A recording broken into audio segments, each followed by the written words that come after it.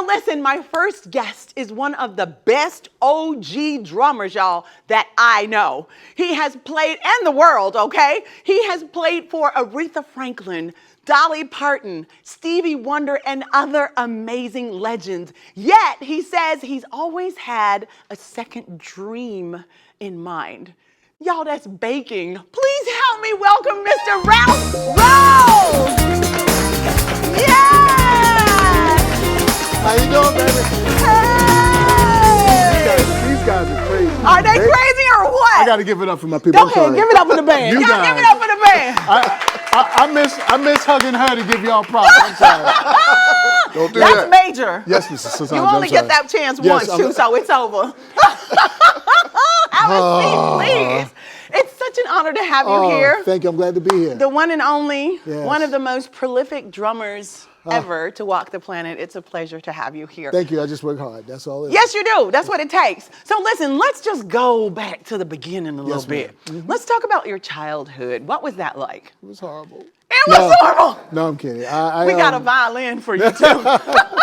No, I grew up in the Bronx. I grew up in Bronx River houses in the projects. Yay. And I was the youngest of four. My sister, Yvette, my brother, Howie, who happened to be the drummer, my sister, Yvonne, who's a retired principal, and then it was me. So, and you were the musician in the family. well, actually, my brother was first. Really? What does he play? He played drums. And Nice. I just followed. He was the male role model in my house. Really? So I just followed everything that he had done, and drumming was his thing. And I just was trying to, let him know that I was here. Right. So I just followed him. That's And, amazing. yeah. I think that's awesome to have someone in your family that you can look at and go, Yeah. okay, I want to be like you because you're that great. Yeah, and obviously he had to be really great because you are like one of the Well, top drummers he in the was, world. that's my man. He's a retired engineer now. Wow, that's Yeah. amazing. So from drumming to engineer. Yes. Well, music and science. Yes. Hand in hand, right? Yes, it's all kinda amazing. connected. It It is is, yeah. very much so connected. So you've toured and performed with some iconic people. Can you share with us some of the people you shared the stage with? Well, currently, I am the drummer for Nile Rodgers, Come on now. who just got nominated for 5 Grammys. Woo! Congratulations! That's Actually, amazing. He's one of the co-writers on Cuff It for Beyonce. Really? Come Yeah. on. Well, he is a legend all in himself. Yeah, yeah. So, shout out to the one and only Mr. Nile Rodgers. Yes, yes. Yes, indeed. So 5 Grammys. Yeah. Who are you, and what else are you doing? I mean, Well, I've seen some pretty impressive names alongside Mr. Nile Rodgers. Well, I've worked who's with phenomenal. Notorious B.I.G. I'm the drummer on Player Hater. Come on! I've worked with D'Angelo, India Arie, Erykah Badu, Sting, Bono, Elvis Costello, Freddie Jackson, Jesus. Orange Juice Jones, Stephanie Mills. Come on! Najee, Alex Bugnon, Wolf. Who haven't you worked with is the question, right? So we have 2 people in common that we've worked with. Yes.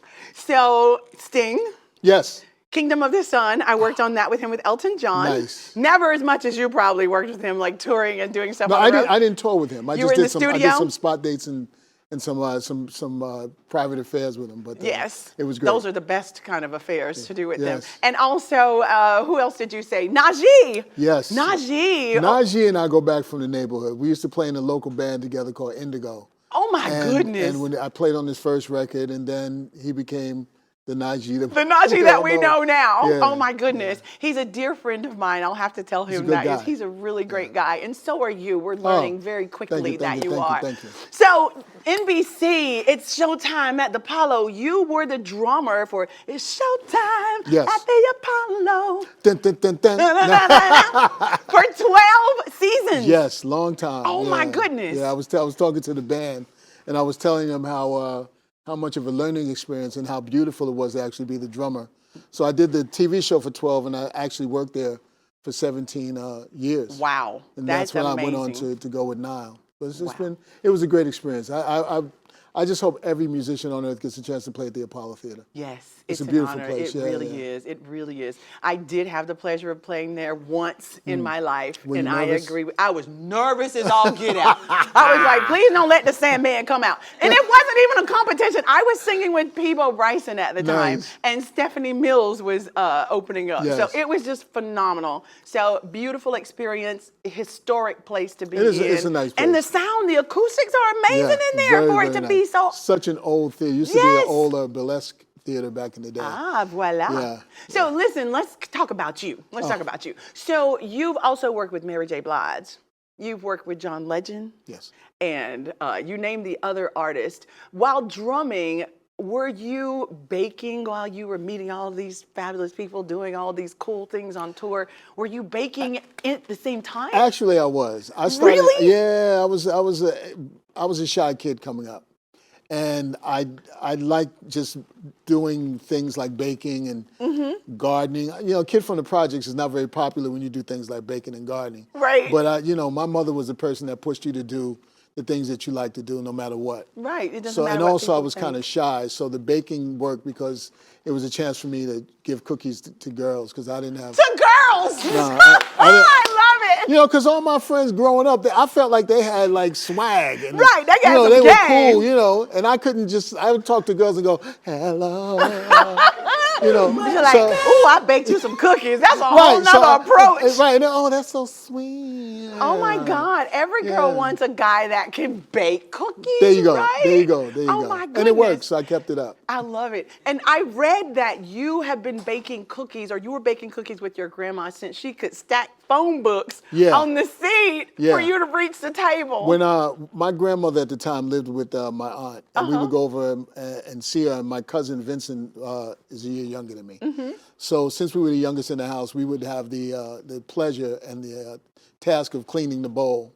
Oh. And the bowl would be so clean, you didn't have to wash it. The bowl is clean, Mom. Just put it in the drain. So, The batter was so good. yeah, did I have batter in here, baby? No, I don't know. It was good. It was good. I love it. You have a quote that is so powerful. Share with us what made you come to passion has no expiration date. What happened in 2006 with your business, Soul Snacks? Well, I started the company with my girlfriend. She had moved in, and you know we was all in love, but we didn't have no money. That's how it works. So we wanted to give out gifts, you know, and let everyone know that we were together. And so I said, why don't we just bake the cookies and give them out? And she agreed. So we gave our cookies to all of our friends and all the family, and they said, you know, these are so good, you might want to sell them. So that was the spark. So from there, I was working every night of the week somewhere. Wednesdays was the Apollo. Tuesdays was a club down in Manhattan. Monday, I think, was Melba's. It was Sylvia's also. Yes, Uptown. Come on now, yes. So I called up Melba, who has Melba's restaurant, world famous Melba. And I said, Mel, I have this idea. I want to sell cookies. And she said, bring them in. So I brought them into the open mic night. And you guys know Shelby J from D'Angelo. Yes. She was the MC for the night. Wow. So she announced the cookies, and people bought them. And it just so happens that there was a gentleman there from YSB magazine. Wow. And he said, can I do an article? Because I was on a TV show at the time, and my girlfriend also grew up in public housing, but she graduated from Juilliard. Wow, So that's amazing. he thought it was a good story to do. Yes. And from there, it just took off. We got one phone call. I was so ill-prepared, I had no phone number. So I asked my sister for her pager number. You remember those with the, Yes, I one with remember the pagers. with the PIN number? Yes. So my sister was like, yeah, you get a couple of calls. So the article came out. Yes. That one. Good. Exactly. So the article came out, Comment. and she said, okay, get your pen, write down the number to call back. Then the afternoon, she said, okay, a couple of more calls. And then later on, she says, okay, you got 10 more. And then the next day, it was like, you can go, write you down 20. And that's how it all got started. That's amazing. So you got the girl with the cookies. The girl started baking the cookies with you. And then you got a whole bunch of people to buy the cookies. Yes. And you're working. Did you marry the girl? And then she left me. You didn't give her the recipe. No. Did you outright? Oh my goodness. We're a sucker for a good ending. So now you're available at hundreds of Walmart stores across the country. Well, when I was at the Apollo, I would take cookies around on my break to different stores to see if they wanted them. I had a little kit that I would show them, give out samples. And all my friends, they thought I was crazy doing it. So while the rest of the band was chilling, Yeah. you were outside taking your cookies around. That's amazing. We got about 100 stores in New York, and then we moved into a factory. From there, I got a phone call from a gentleman who said he wanted to partner with me. And before you know it, I was in 800 Walmarts and 800 Krogers. And My goodness. We just got picked up by QVC. Y'all, come on. Yeah. Congratulations. Thank you. That's fantastic. That goes back to passion has no expiration date. That's the quote. You know, one of the things I do, which I'm very fortunate to do, is I go around the world teaching. Mostly master classes. You do a master, yes. Yeah, but it's mostly it's not the drumming part.